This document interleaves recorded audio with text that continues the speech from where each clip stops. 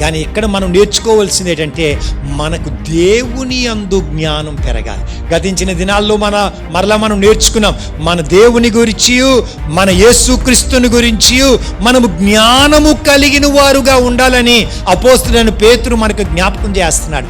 ఆ జ్ఞానాన్ని మనం ఎప్పుడైతే కలిగి ఉంటామో ఆయనకు సమీపస్తులుగా మనం తీర్చబడగలం, ఆయన సంతోషపరిచేవారుగా మనం ముందుకు వెళ్ళగలం. అందుచేత ఈ ఉదయకాల సమయంలో దేవుని సంగమ, మనము బుద్ధిహీనులు వలె కాకుండా జ్ఞానవంతులుగా ఉండాలి అన్నట్లయితే మన దేవుడు ఎవరు అన్న విషయాన్ని మనం తెలుసుకోవాలి. ఆయన ఎవరు?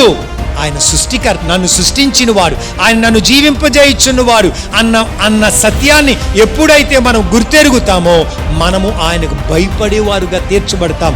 ఆయనకు భయపడినప్పుడు దేవుడు మనకు కావలసిన జ్ఞానాన్ని అనుగ్రహిస్తానని ఈ ఉదయకాల సమయంలో మీకు నాకు జ్ఞాపకం చేస్తున్నాడు.